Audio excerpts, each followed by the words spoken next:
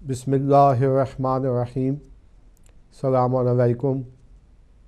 ناظرین، میں آج کے پروگرام کا میزبان قیصر بخاری۔ جیسے کہ آپ جانتے ہیں کہ ہر پیر کے دن مجلس علماء شیعہ یورپ کی طرف سے یہ پروگرام کیا جاتا ہے، اور یہ پروگرام لے کے میں آپ کی خدمت میں حاضر ہوں، اور ہمیشہ کی طرح ہمارے ساتھ جناب سید فدا حسین بخاری صاحب قبلہ تشریف رکھتے ہیں، جو کہ شعبہ نشر و اشاعت کے سیکرٹری ہیں مرکزی سطح پہ، اور اس کے بعد ہمارے ساتھ جناب مولانا سید نجم الحسن نقوی صاحب، جو کہ شعبہ تبلیغات کے سیکرٹری ہیں۔ دونوں ہمارے مرکزی عہدیدار ہیں، اور میں ان کے ساتھ رابطہ سیکرٹری ہوں۔ تو آج کے پروگرام کا آغاز ہم اس سوال سے کرتے ہیں، اور پہلا سوال میرا جناب قبلہ مولانا نجم الحسن نقوی صاحب سے ہے کہ یہ قوموں میں اجتماعیت جو ہے یہ کیوں ضروری ہے، اس کے کیا فوائد ہیں، اور قوموں پہ اس کے کیا اثرات ہوتے ہیں۔ اعوذ باللہ من الشیطان الرجیم، بسم اللہ الرحمن الرحیم۔ بہت شکریہ۔ ظاہر ہے کہ دینی اعتبار سے بھی اور سوشیالوجی کے عنوان سے بھی انسان جو ہے وہ ایک دوسرے کے ساتھ جڑا ہوا ہے، اور جن کی بات معروف ہے اور بات حقیقت بھی ہے۔ انسان مدنی بالطبع ہے، فطرتاً ایک مدینے کی شکل میں، ایک شہر کی شکل میں قوموں کے ساتھ ارتباط کی صورت میں اس کی رہنا جو ہے فطرت میں ہے۔ اکیلا انسان اس عالم میں نہیں رہ سکتا، مشکل ہے اس کے لیے رہنا۔ تو اس چونکہ اللہ نے، خالق نے اس کی فطرت میں یہ بات ڈالی ہے، لہذا اس کو اس اجتماع کی شکل میں کیسے رہنا چاہیے، اصل بات یہ ہے کہ کن اہداف کو یہ لے کے آگے بڑھے اور کن خطوط پہ اس کو عمل کرنا چاہیے، تاکہ یہ اپنی زندگی کے اس ہدف کو حاصل کرے جس کے لیے خالق ہستی نے اس کو خلق فرمایا۔ اس اعتبار سے دین مقدس اسلام، جو کہ کامل ضابطہ حیات ہے اور ہمارا عقیدہ بھی ہے، ہم کہتے بھی ہیں اسلام جو ہے وہ پرفیکٹ کوڈ آف لائف ہے۔ تو جب ہم پرفیکٹ کوڈ آف لائف اس کو کہتے ہیں تو ظاہر ہے کہ انسان کی زندگی کا ایک انفرادی پہلو ہے، ایک اس کا اجتماعیات کے ساتھ تعلق ہے۔ اب دین کے جو اہداف ہیں وہ بغیر اجتماع کے حاصل نہیں ہو سکتے، امکان ہی نہیں ہے۔ انسان کی دین کو انفرادی تعلیمات لے کر نہیں آیا، اگرچہ خوب ایسا بھی نہیں ہے کہ اس میں فرد کو اہمیت نہیں ہے۔ دین مقدس اسلام کا یہ امتیاز ہے کہ دین انسان کی ذاتی حیثیت کو بھی ثابت رکھنے کا قائل ہے اور اجتماع کی حیثیت کا بھی قائل ہے۔ یہ جو فلسفیز دنیا میں آئی ہیں، کسی نے انسان کو ذاتی طور پہ بحیثیت انسان اس کو اتنے اختیارات دے دیے ہیں کہ وہ سمجھتے ہیں کہ بس انسان ہی ہے۔ دوسری طرف کچھ فلسفیز ہیں جو کہ انسان کو اس کی ذاتیات کو ختم کر کے تو اجتماع کی اہمیت کے قائل ہیں۔ دین دونوں کا قائل ہے، دونوں میں توازن، عدل اور اس کی ضرورت ہے۔ اب جب آتے ہیں کہ دین کے جو اجتماعی مقاصد ہیں، جس میں زمین پہ عدالت الہیہ کے نفاذ ہے، زمین پہ باقی دیگر زندگی کے تمام تر پہلوؤں میں اس کا، چاہے اس کا تعلق اقتصادیات کے ساتھ ہو، چاہے اس کا تعلق سیاسیات کے ساتھ ہو، چاہے اس کا تعلق سماجیات کے ساتھ ہو، سوشل کانٹریکٹ کے ساتھ ہو، تو ان سے ساری چیزوں کے اندر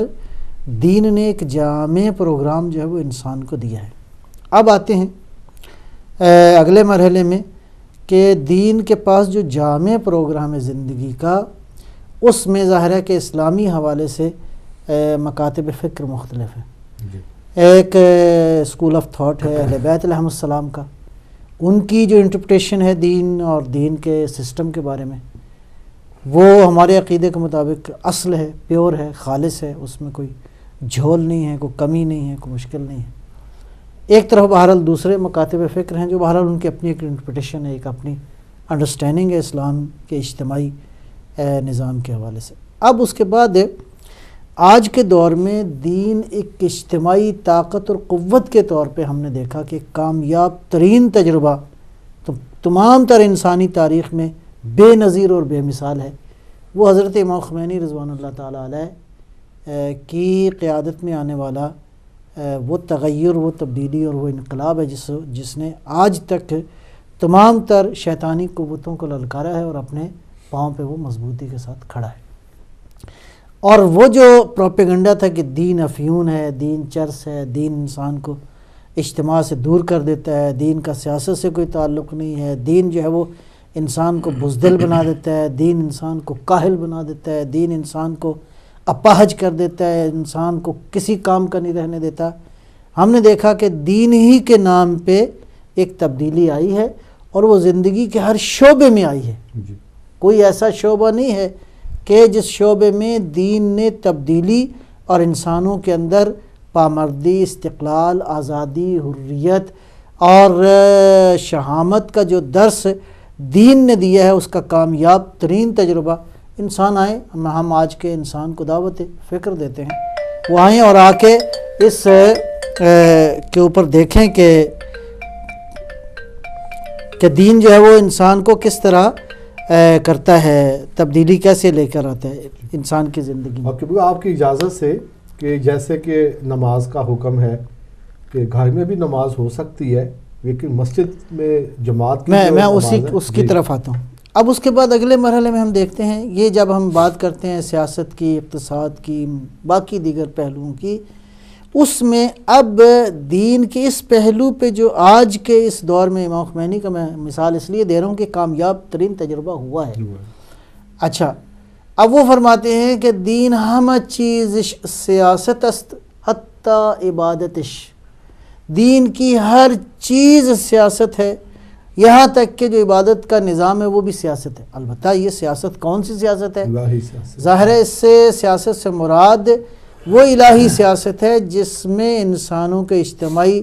حقوق کی حفاظت بھی ہو اور انسان اجتماعیات میں رہتے ہوئے اپنے آپ کو ان اہداف کی طرف لے کے بڑھے جن اہداف کو دین کی طرف سے متعین کیا گیا ہے۔ خوب، اب جب ہم یہ دیکھتے ہیں کہ جیسا آپ نے مثال دی ہے، یہ جو باجماعت نماز کے عبادات کی طرف ہے، جمعہ کا اجتماع ہے، حج کا اجتماع ہے، اسی طرح جتنے اجتماعات ہیں یہ سارے کے سارے علاوہ برئین دین میں جو حدود و دیات کا نظام ہے، جرم و جرمانے پہ سزاؤں کا سسٹم موجود ہے، یہ سارے کا سارا، اسی طرح خمس اور زکوٰۃ کا جو نظام موجود ہے، یہ نافذ نہیں ہو سکتا جب تک کہ آپ کے پاس ایک اجتماعی کیا کہتے ہیں نظام کو چلانے کا تصور موجود نہ ہو۔ بہرحال انہی چیزوں کو مد نظر رکھتے ہوئے بحیثیت ایک شیعہ کے ہم جس سوسائٹی میں رہیں، البتہ اس سوسائٹی میں ہمارا کیا رول ہونا چاہیے یہ بھی بالکل طے شدہ ہے، ڈیفائنڈ کیا گیا ہے، اس کو علماء مجتہدین فقہا نے بیان فرمایا ہے۔ لہٰذا ہم مجلس علماء شیعہ یورپ کے پلیٹ فارم پہ جو اس وقت یو کے اندر جو سلسلہ جاری ہے، ہم ابھی ابتدائی مراحل میں ہیں انشاءاللہ، اور قدم بقدم الحمدللہ اللہ کی طرف سے کامیابیاں بھی حاصل ہو رہی ہیں۔ امام زمانہ علیہ الصلوۃ والسلام کی تائید بھی الحمدللہ شامل حال ہے، ہم سمجھتے ہیں۔ لہٰذا اس مرحلے میں قوم کو متوجہ کرنے کی ضرورت ہے کہ مجلس علماء کے جو اجتماعی پروگرام ہیں قوم کی بیداری کے لیے، سیاسی شعور کو پیدا کرنے کے لیے، قوم کو اجتماعی اہداف اور مقاصد کے ساتھ آگے بڑھنے کے لیے مذہبی حوالے سے جتنے پروگرام ہیں اور مختلف سطح کے پروگرام ہیں، ایجوکیشن کے پروگرام ہیں، پولیٹیکل پروگرام ہیں، باقی سارے اجتماعی طور پہ شعور بلند کرنے کے پروگرام ہیں۔ اس پہ انشاءاللہ بات ابھی مزید بھی آگے ہوگی کہ اسی حوالے سے جو ہے پروگرام ابھی 21 جون کو ایک قومی سطح کا کنونشن جو ہے وہ انشاءاللہ قرار ہے کہ وہ ہوگا، تو اس کے حوالے سے مزید تفصیلات بھی بات کریں گے۔ تو اصل اجتماعیات ہی ہے ید اللہ مع الجماعت، اللہ کی نصرت، اللہ کی فتح، اللہ کی تائید۔ ید اللہ بمعنی تائید ہے، بمعنی نصرت ہے، بمعنی قوت ہے، بمعنی پروردگار کی رحمتوں کے نزول کا ذریعہ ہے۔ اللہ کی رحمتیں اس وقت نازل ہوتی ہیں جب انسان مجتمع ہوں کسی مقصد کے لیے۔ اس کی چھوٹی سی مثال یہی ہے کہ آپ گھر میں اگر خدا نخواستہ گھر کا ہر فرد اپنی اپنی ڈفلی اپنا اپنا راگ ہو تو اس گھر میں رحمتیں اور برکتیں نہیں ہوتی، اس میں فتنے ہی ہوتے ہیں ایک دوسرے کے ساتھ، مطلب ہے وہ گھر نہیں اس کو ہم کہہ سکتے۔ لہٰذا قوم اسی وقت قوم ہوتی ہے کہ جب دین کے اجتماعی اہداف اور مقاصد کے حوالے سے ہم مجتمع ہوں اور خداوند عالم کی انشاءاللہ تائید جو ہے وہ شامل حال ہو جاتی ہے۔ کبرا یہ جب سے یہ میڈیا آزاد ہوا ہے تو اچھی چیزیں بھی کافی اس میں آئی ہیں اور کچھ چیزیں اچھی نہیں بھی آئیں،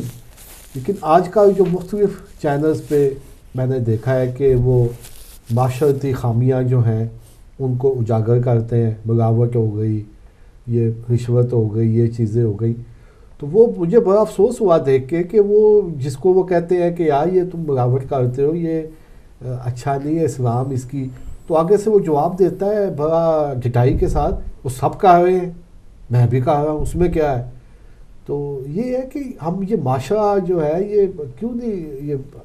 اسلامی معاشرہ بن سکا، کیا وجہ ہوئی اس کی؟ بسم اللہ الرحمن الرحیم۔ یا ایھا الناس انا خلقناکم من ذکر و انثی وجعلناکم شعوبا وقبائل لتعارفوا ان اکرمکم عند اللہ اتقاکم ان اللہ علیم خبیر۔ سورہ حجرات میں ارشاد رب العزت ہو رہا ہے کہ ہم نے تمہیں ایک مرد اور ایک عورت سے خلق کیا ہے اور پھر تمہارے قوم اور قبیلے اور شعبے بنائے ہیں، ٹھیک ہے، تاکہ تمہاری پہچان ہو سکے۔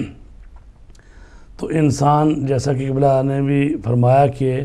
انسان جو فطرتاً جو ہے وہ اجتماعیت کو پسند کرتا ہے اور اجتماعیت کے ساتھ ہی زندگی گزار سکتا ہے، اور لفظ انسان جو ہے بعض لوگ کہتے ہیں ان سے، یعنی تنہا انسان کا جینا بڑا مشکل ہے، اور پھر یہ ہے کہ اگر تنہا رہا جائے تو اس کا مطلب ہے سب کے پاس اللہ نے جو چیزیں دی ہیں وہ اکثر ایسا ہی ہوتی ہیں کہ وہ برابر ہی ہیں، مثلا ہر ایک کو 2 ہاتھ دی، ہر ایک کو 2 آنکھیں دی، ہر ایک کے پاس کو، تو یہ ایک دوسرے کی صلاحیتیں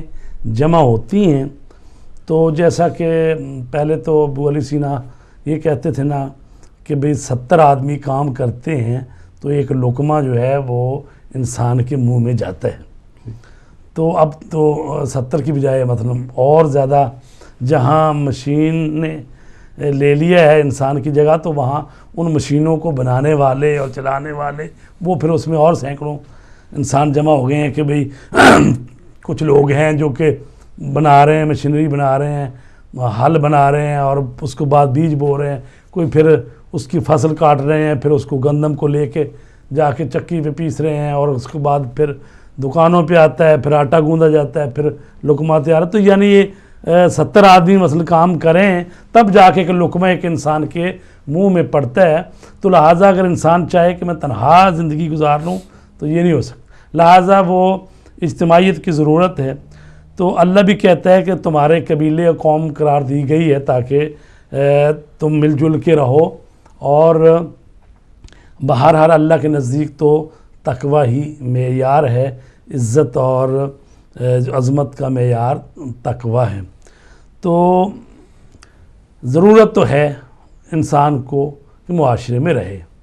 جب معاشرے میں رہتا ہے تو ظاہر ہے کہ پھر مفادات کا ٹکراؤ بھی ہوتا ہے، اور ان ٹکراؤ کو روکنے کے لیے قوانین بنائے جاتے ہیں کہ تاکہ کسی کے حق میں ظلم نہ ہو، ان قوانین کا احترام کیا جانا چاہیے تاکہ جو معاشرہ ہے اس میں قانون کی بالادستی ہو، اور معاشرہ جو ہے وہ جہاں جہاں جس کا حق ہے تو اس کا حقدار کو حق ملے، حقوق اور فرائض جو ہیں اس میں بیلنس ہو جائے۔ تو لہٰذا اسلام کی یہ تعلیم ہے کہ آپ جہاں بھی رہیں معاشرے میں دوسرے انسانوں کے ساتھ انصاف کریں، اور جو معاشرے میں پہلے سے موجود قوانین ہیں اور ان کا احترام کریں۔ تو ہم جو اس معاشروں میں رہ رہے ہیں یو کے یورپ میں، تو یہاں پر جب ہم الحمدللہ یعنی تھوڑی تعداد نہیں ہے، مسلمانوں کی تعداد اگر اس ملک میں تقریباً 30 لاکھ کے قریب ہے، تو اس میں 5 سے 6 لاکھ شیعہ مسلمان بھی یہاں پر رہتے ہیں۔ اور مجلس علماء شیعہ یورپ جو کہ نمائندگی کرتی ہے، بیشتر ظاہر ہے کہ اردو زبان بولنے والے اور ہندوستان اور پاکستان سے جو یہاں پر شیعہ آباد ہیں، تو انہی کے جو مراکز ہیں یہاں پر اسلامک سینٹر ہیں، اور ان لوگوں کی رہنمائی کا ذمہ داری یعنی مجلس علماء شیعہ کے کاندھوں پر ہے۔ اور الحمدللہ ہمارے تقریباً 70 کے قریب ادارے ہیں، اور مجلس علماء شیعہ کے سارے وہ جو ہیں وہ ممبر ہیں اور مجلس علماء۔ تو ہم یہاں پر رہتے ہوئے ہم چاہتے ہیں کہ ایک یعنی اس معاشرے میں قوانین کا احترام کیا جائے، اور اپنے جتنے بھی لوگ ہیں ان کی خصوصاً جو مذہبی رہنمائی ہے وہ کی جائے، اور جو ہمارے حقوق ہیں جو کہ قانونی طریقے سے لیے جا سکتے ہیں، اور اس میں ہم کوشش کریں، اور جہاں جہاں ہماری نمائندگی نہیں ہے وہاں پر ہماری نمائندگی ہو۔ ہم دیکھتے ہیں کہ بعض جگہ پر ہماری نمائندگی دوسرے لوگ کر رہے ہوتے ہیں، اور ایسے ایسے پروگرام یا ایسی ایسی جگہ پہ ہم دیکھتے ہیں کہ جہاں پر ہماری شیعہ نمائندگی اصل نہیں ہوتی، جبکہ ہم اچھی خاصی تعداد ہے یہاں پر۔ تو اجتماعیت کے حوالے سے قبلہ محترم نے بڑے اچھے طریقے سے بیان کر دیا کہ ایک اجتماع کی کتنی اہمیت ہے، اور ظاہر ہے کہ اجتماع میں انسان جو ہے وہ پورے معاشرے میں اپنی صلاحیتوں کو دیتا ہے۔ چونکہ اسلام جو ہے جہاں فرد کی اہمیت کا قائل ہے، وہاں جامعہ کی اہمیت کا قائل ہے۔ فرد کے بھی حقوق ہیں اور معاشرے کے اور ایک جامعہ کے بھی حقوق ہیں۔ البتہ بعض سوسائٹیوں میں یہ ہے کہ وہ کہتے ہیں کہ فرد اصل ہے تو جامعہ کی کوئی حیثیت نہیں، لہٰذا ایک فرد کے حقوق کا احترام کیا جاتا ہے، چاہے وہ سارا ملک کی دولت اور وہ چیزیں اور سب سمیٹ لے۔ اور بعض معاشرے میں یہ وہ کہتے ہیں فرد کی حیثیت نہیں ہے، بلکہ یہ ہے کہ اصل جامعہ اور معاشرہ یہ ہے۔ لیکن اسلام جو ہے وہ درمیانی راہ چلتا ہے کہ جہاں پر وہ فرد کے حقوق کا قائل ہے وہاں پر وہ معاشرے کے حقوق کا قائل ہے۔ البتہ یہ معاشرہ بھی جو ہے یہ فرد سے مل کر بنتا ہے، اکائیوں سے مل کے یہ بنتا ہے۔ تو جہاں پر فرد کے حقوق ہوں اور ٹکرا جائیں معاشرے کے حقوق سے، تو وہاں پر کون مقدم ہے، اس میں بھی بحث ہے۔ کہا گیا ہے کہ پھر معاشرہ جو ہے وہاں پر مقدم ہے کہ لوگوں کے اجتماعی جو فائدہ ہے اس کو دیکھا جائے گا، نہ یہ کہ ایک فرد کے فائدے کی خاطر معاشرے کو قربان کر دیا جائے۔ تو یہ تو تھوڑی سی بات ہم نے کی کہ اجتماعیت کے سلسلے میں کہ ظاہر ہے کہ اجتماع جو ہے وہ بہت ضروری ہے، لیکن ایک قوم جو ہے تبھی بنتی ہے قوم کے جب اس قوم میں جو لوگ ہیں باصلاحیت وہ جمع ہوں، ان کی فکریں ان کی صلاحیتیں جمع ہوں، اور وہ جہاں اپنے لیے تو روزی رزق کما ہی رہے ہیں، اپنی اولاد کو تو پال ہی رہے ہیں، وہاں وہ ساتھ اپنے دوسرے جو ہم فکر ہیں، ہم عقیدے ہیں، ہم مذہب ہیں اور ہم وطن ہیں، تو ان کے لیے بھی وہ پوری اپنی کوششیں بروئے کار لائے۔ تو الحمدللہ مجلس علماء نے یہ کام اپنے ذمہ لیا ہے کہ قوم کی رہنمائی کر رہی ہے، اور اس سلسلے میں قوم کے بچوں کی رہنمائی کے لیے ہر سال کیمپ لگاتے ہیں۔ اس سال بھی 18، 19، 20 اپریل کو کیمپ فاطمیہ، یہ 3 دن کے لیے کیمپ ہے، ایسٹر کی چھٹیاں ہیں بچوں کو، اس میں جوان بچے بھی جا سکتے ہیں، ہماری بیٹیاں بھی جا سکتی ہیں، اور کوئی فیملی کے ساتھ جانا چاہے فیملیاں بھی جا سکتی ہیں۔ وہاں ان کے لیے جسمانی تربیت کا بھی بندوبست ہے، اور انشاءاللہ علماء دین بھی آئیں گے، اسکالر بھی آئیں گے، ان کو لیکچر بھی دیں گے، اور دینی تربیت کا بھی وہاں پر پورا پروگرام ہے۔ انشاءاللہ اس میں جو لوگ جائیں گے وہ دیکھیں گے کہ یعنی ایک اچھا تربیتی پروگرام ہے۔ تو اس کے علاوہ جو اگلا ہمارا آ رہا ہے مرکزی اور قومی کنونشن، جو کہ امام زمانہ علیہ الصلوۃ والسلام کی ولادت باسعادت کے مبارک موقع پر ہم کرتے ہیں۔ پچھلے سال بھی یہ کنونشن ہوا، اور اس سال اس کو ہم بھرپور طریقے سے کرنا چاہتے ہیں۔ تو شعبان کا مہینہ ہوگا، اور 21 جون بروز ہفتہ یہ برمنگم میں جو معارف اسلامی مسجد ہے اس کے ساتھ والا جو ہال ہے اس میں یہ کنونشن امام زمانہ علیہ السلام کنونشن منعقد ہوگا، جس میں امید کی جاتی ہے کہ تقریباً جو ہے 1200 سے 1500 تک وہاں پر ہماری قوم کے افراد جمع ہوں گے، اور اس میں سکالرز آئیں گے، علماء کرام آئیں گے، اور اس میں حکومتی جو عہدوں پر لوگ ہیں وہ آئیں گے، بعض علاقوں کے کونسلر اور لارڈ میئر، اور ان کو بلایا جائے گا تاکہ ہم یو کے میں خصوصاً شیعہ قوم کی شایان شان ایک اچھا کنونشن کریں گے، اور اس میں انشاءاللہ لاہ عمل بھی دیا جائے گا، اور جو ہماری یہاں پر ضروریات ہیں ان کی بات بھی کی جائے گی، اور جو ہمارا تعلیمی اور دوسرے برنامے اور پروگرام ہیں اس کی بات وہاں پر کی جائے گی انشاءاللہ۔ قبلہ جیسے کہ ابھی بخاری صاحب نے تفصیل کے ساتھ بتایا ہے، کیونکہ پہلے جو 2 کیمپ ہوئے ہیں اس کو آپ نے زیادہ اس میں آرگنائز کیا ہے، آپ کا اس میں زیادہ ہے، تو اس دفعہ جو آپ نے کیمپ جو 3 دن کا ہے اس کی تھوڑی سی تفصیلات بتائیں گے کہ اس میں کیا کیا ایکٹیویٹیز جو ہیں وہ بچوں کے لیے ہوں گی؟ میرا خیال ہے تقریباً وہ جو اشتہار ابھی آ ہی رہا ہے، مطلب ایڈ جو چل رہا ہے ادھر، اس میں کچھ نہ کچھ ڈیٹیلز موجود ہیں۔ میں ایک نقطے کی طرف توجہ دلانا چاہوں گا، یہ ہمارا مرکزی کیمپ ہے جی۔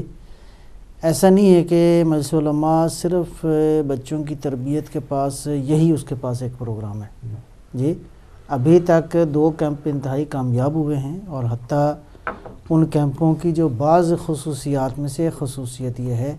کہ اتنی بڑی سطح پہ اور اتنا آرگنائزڈ کیمپ اس وقت یو کے میں کوئی، یورپ میں کوئی مثال اس کی نہیں ہے۔ یعنی مجلس علماء شیعہ یورپ کے پلیٹ فارم پہ جو 2 کیمپ ہوئے ہیں وہ اپنی مثال آپ ہیں۔ البتہ نوجوانوں کی تربیت کے حوالے سے انشاءاللہ آئندہ ہمارے کیا کہتے ہیں پائپ لائن میں ہیں پروگرام، وہ یہ ہے کہ انشاءاللہ ہم زونل سطح پہ بھی ان پروگراموں کو کریں گے،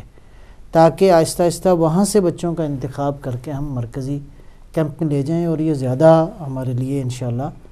فروٹفل جو ہے وہ ہو۔ علاوہ عظیم بھی بچوں کی تربیت کے حوالے سے اس وقت کافی پروگرام جو ہیں وہ جاری ہیں، مطلب مختلف جہتوں سے یہ سلسلے جو ہیں تقریباً سال کی ساری چھٹیوں سے کوشش ہم کر رہے ہیں کہ اگست میں بھی ایک زیارتی جی ایک زیارتی اور جس میں 80 کے قریب بچے ہوں گے، اس کو آپ زیارتی اور تعلیمی ٹور دونوں مطالعاتی بھی ہے، اور اس میں ظاہر ہے کہ اصل جو مقصد ہے ان بچوں کے اندر دینی شعور پیدا کرنا ہے۔ اور ان کیمپوں میں کیا ہوتا ہے کہ جب 1 دن 2 دن یا کچھ دن یا کچھ وقت جب بچے اکٹھے رہتے ہیں تو اس سے جو ایک انوائرمنٹ پیدا ہوتا ہے، اس سے آپ بہت ساری چیزیں جو عام حالات میں آپ نہیں سکھا سکتے آپ سکھا دیتے ہیں، اور خصوصاً جو بچوں کا انٹریکشن ہے آپس کے اندر، ایک تو بڑا ہدف ہے کہ وہ دینی مذہبی ماحول جو ہم چاہتے ہیں وہ ان کیمپوں کے ساتھ ہم انشاءاللہ اس کو ایک ماحول بنانے کی کوشش کر رہے ہیں۔ ایک بات، اگلی بات ہے جو تکرار اس کو ریپیٹ بھی ہونا چاہیے انشاءاللہ، اور والدین بھی اس کی طرف توجہ فرمائیں گے، اور وہ بات یہ ہے کہ ہماری خواہش ہے کہ یہ بچے آپس میں ان کی دوستیاں ہوں۔ بچہ جو ہوتا ہے تقریباً یوں سمجھیں کہ 10 سال سے لے کر 25 سال تک کا یہ ایسا ڈیوریشن ہے، اس کے اندر بچوں کو کمپنی چاہیے، یعنی اس کی فطرت کے اندر ہے، اس کی نیچر میں ہے کہ بچے کو کمپنی چاہیے۔ جب آپ کمپنی نہیں دیں گے تو وہ خود سے تلاش کر لے گا یا مطلب ہے وہ یعنی بیکار ہو جائے گا۔ یعنی آپ کی اجازت سے تھوڑی دیر کے لیے ہم وقفے پہ جانا چاہتے ہیں، انشاءاللہ وقفے کے بعد دوبارہ آپ سے ملاقات ہوگی۔